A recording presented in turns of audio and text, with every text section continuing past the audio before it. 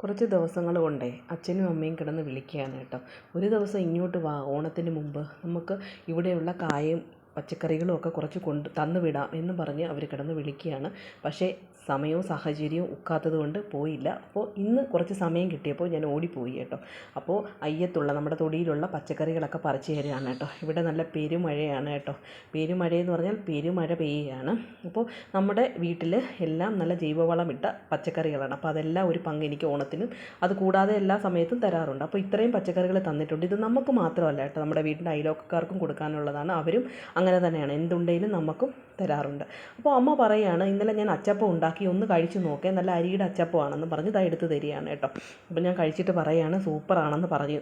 അപ്പോൾ അമ്മ പറഞ്ഞു ഇത് ഉണ്ടാക്കുന്ന രീതികളൊക്കെ എനിക്ക് പറഞ്ഞു തരികയാണ് കേട്ടോ. അരിപ്പൊടിക്കകത്ത് ഇത്ര സാധനങ്ങളൊക്കെ ചേർത്ത് നമ്മൾ വേവിച്ച് എണ്ണയ്ക്കകത്ത് കോരിയെടുക്കും എന്നൊക്കെ എൻ്റെ അടുത്ത് പറഞ്ഞു തരികയാണ് കേട്ടോ. അപ്പം ഞാൻ സൂപ്പറാണെന്നൊക്കെ പറഞ്ഞിട്ടുണ്ട്. അതിൻ്റെ കൂടെ 5 കിലോ അരി ഒക്കെ പൊടിച്ച് അവലൂസ് പൊടിയൊക്കെ വറുത്തെടുത്തിട്ടുണ്ട്, അതൊക്കെ കാണിക്കുകയാണ്. അതുകൂടാതെ നമ്മുടെ വീട്ടിൽ തന്നെ പുഴുങ്ങി ഉണക്കിയ മഞ്ഞൾ, പൊടിച്ചെടുത്ത മഞ്ഞളാണ് കേട്ടോ. എനിക്ക് മഞ്ഞൾപ്പൊടി മുളക് പൊടിയൊക്കെ അമ്മ തന്നു വിടാറാണ് കേട്ടോ പതിവ്.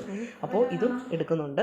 അതിൻ്റെ കൂടെ ഇതൊന്നും പോരാഞ്ഞിട്ട് ഈ പെരുമഴയത്ത് അമ്മയ്ക്ക് എനിക്ക് കാ തന്നു വിടണം, അവിയലോ എരിശ്ശേരിയോ ഒക്കെ വെക്കാമെന്നും പറഞ്ഞിട്ട് തോട്ട കൊണ്ട് കാ പറിച്ചിടുകയാണ്. ഞാൻ വേണ്ട എന്ന് പറഞ്ഞിട്ട് പോലും അമ്മ കേൾക്കുന്നില്ല. പെരുമഴ പെയ്തുകൊണ്ടിരിക്കുകയാണ്. അപ്പോൾ എനിക്ക് കായും കൂടി ഇട്ട് തരാണ് കേട്ടോ. മതി മതിയെന്ന്. അപ്പോൾ ഇതെല്ലാം കഴിഞ്ഞ് നമ്മൾ വീട്ടിലേക്ക് എത്തി. നമ്മുടെ നെയ്ബേഴ്സിനുള്ള പങ്കൊക്കെ ഓരോന്നാക്കിയിട്ടുണ്ട്. അപ്പോൾ